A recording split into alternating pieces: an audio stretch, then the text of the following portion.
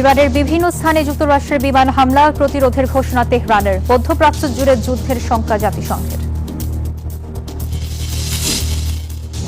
কিয়েভে মস্কোর ব্যাপক হামলায় নিহত ১৩ যুদ্ধবন্ধের ইচ্ছা নেই পুতিনের, অভিযোগ জেলেনস্কির। স্থায়ী সমাধান চায় ক্রেমলিন।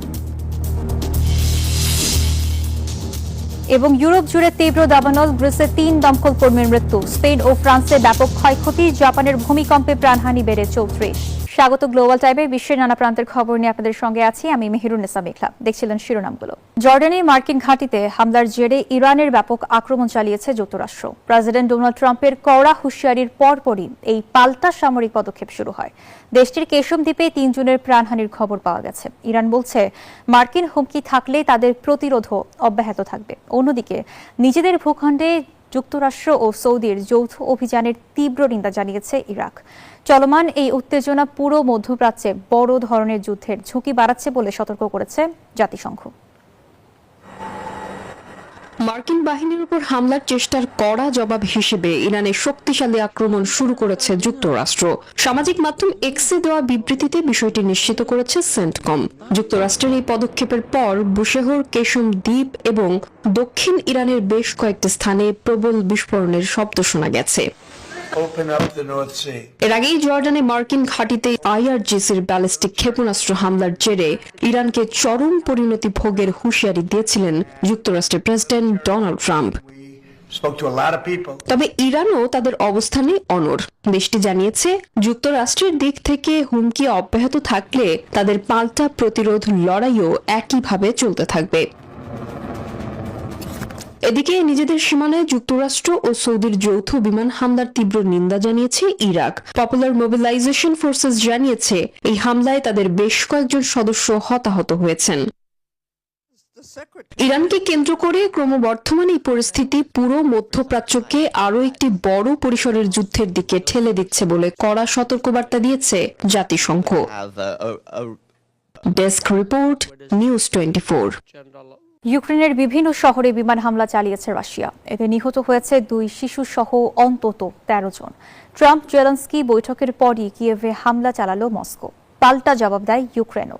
কিয়েভে ড্রোন হামলায় রাশিয়ার একটি গুদামে অগ্নিকাণ্ডের ঘটনা ঘটে। এমন প্রেক্ষাপটে জেলেনস্কি অভিযোগ করেছেন যুদ্ধ বন্ধে পুতিনের কোনো ইচ্ছে নেই। ইউক্রেনের বিভিন্ন শহরে রাতভর বিমান হামলা চালায় রুশ বাহিনী। এই হামলায় আবাসিক ভবন ও বেসামরিক স্থাপনারও ব্যাপক ক্ষয়ক্ষতি হয়েছে। হতাহত হয়েছে বেশ কয়েকজন। এদিকে রাশিয়ার পাল্টা ড্রোন হামলা চালিয়েছে ইউক্রেন। এতে রাশিয়ার শীর্ষ ই কমার্স প্রতিষ্ঠান ওয়ার্ল্ড বেরিজের একটি গুদামে অগ্নিকাণ্ডের ঘটনা ঘটে। ইউক্রেনের প্রেসিডেন্ট ভলোদিমির জেলেনস্কির অভিযোগ, যুদ্ধ বন্ধে রুশ প্রেসিডেন্ট ভ্লাদিমির পুতিনের কোনো আগ্রহ নেই। রাশিয়া ও ইউক্রেনের পাল্টাপাল্টি হামলায় নিজেদের আকাশসীমার নিরাপত্তা জোরদার করতে যুদ্ধ বিমান মোতায়েন করেছে প্রতিবেশী দেশ পোল্যান্ড। দেশটির সামরিক বাহিনী জানিয়েছে পরিস্থিতি নিবিড়ভাবে পর্যবেক্ষণ করা হচ্ছে। চন্দ্রানী চন্দ্রা, নিউজ 24। ইউরোপ জুড়ে ভয়াবহ দাবানলের তাণ্ডব অব্যাহত। গ্রিসের ক্রিট ও পেলোপনিস অঞ্চলে আগুন নিয়ন্ত্রণে আনতে গিয়ে প্রাণ হারিয়েছেন অন্তত 3 জন দমকল কর্মী। স্পেনে দাবানলে ইতোমধ্যে 2,07,000 হেক্টরের বেশি এলাকা পুড়ে গেছে। দেশটির প্রধানমন্ত্রী পেড্রো সানচেজ রাজধানী মাদ্রিদের বাসিন্দাদের সতর্ক থাকার আহ্বান জানিয়েছেন। এদিকে ফ্রান্সে দাবানল এখন অনেকটা নিয়ন্ত্রণে থাকলেও দেশটির 16 শহরে জারি রয়েছে কমলা রঙের সতর্কতা। দাউ দাউ করে জ্বলছে আগুন, পুড়ে ছাই হয়ে যাচ্ছে মাইলের পর মাইল বনভূমি। গ্রিসের ক্রিট ও পেলোপনিস অঞ্চলের দৃশ্য এখন এমনই। আগুন নিয়ন্ত্রণে দিনরাত কাজ করে যাচ্ছেন দমকল কর্মীরা। ক্রিটের পশ্চিমাঞ্চলের রেথিমনো এলাকায় আগুন ছড়িয়ে পড়লে দায়িত্ব পালনকালে প্রাণ হারিয়েছেন কয়েকজন দমকল কর্মী। ঝোড়ো হাওয়ার কারণে ক্রিটে দ্রুত ছড়িয়ে পড়ছে আগুন। এতে হাজার হাজার মানুষ ঘরবাড়ি ছেড়ে নিরাপদ আশ্রয়ে যেতে বাধ্য হয়েছেন। আগুন ছড়িয়ে পড়ার আশঙ্কা দেখা দিয়েছে পারোস, লেসবস ও দক্ষিণাঞ্চলের ট্রিফিলিয়াতেও।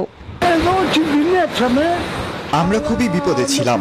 আগুন কয়েকটি বাড়ির উঠান পর্যন্ত চলে এসেছিল, তবে সবার সম্মিলিত চেষ্টায় শেষ পর্যন্ত আমরা রক্ষা পেয়েছি।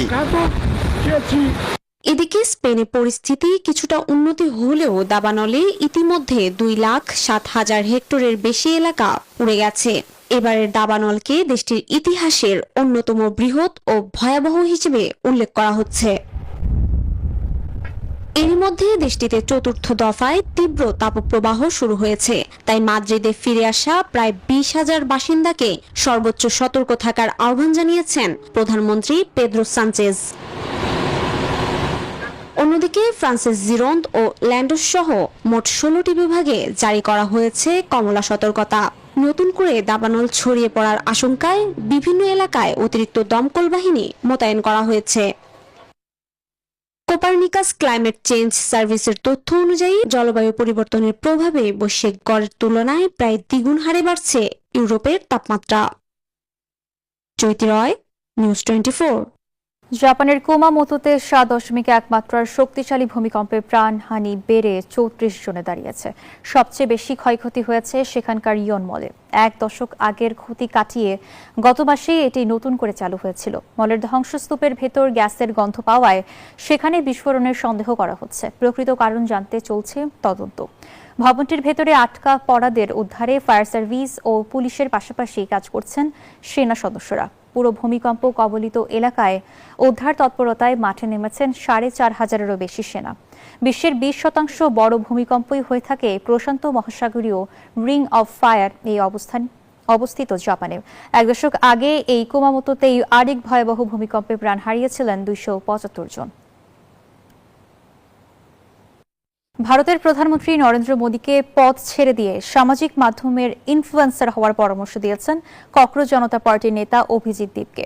মহারাষ্ট্রে সাংবাদিকদের তিনি বলেন, সামাজিক মাধ্যমে মোদী তরুণদের জন্য খুব ভালো ভিডিও বানাচ্ছেন, তাই দেশের দায়িত্ব অন্য কাউকে দিয়ে তার ইনফ্লুয়েন্সার হওয়াই উচিত। একই সঙ্গে প্রশ্ন ফাঁস রোধে নতুন আইন এবং দ্রুত বিচার আদালত নিয়েও সমালোচনা করেন তিনি। অভিজিৎ বলেন, শুধু আইন করলেই হবে না, বাস্তবায়নের সদিচ্ছা থাকতে হবে। প্রথম শুনানিতেই সরকারি আইনজীবীর না থাকাটা সেই দায়িত্বহীনতারই প্রমাণ।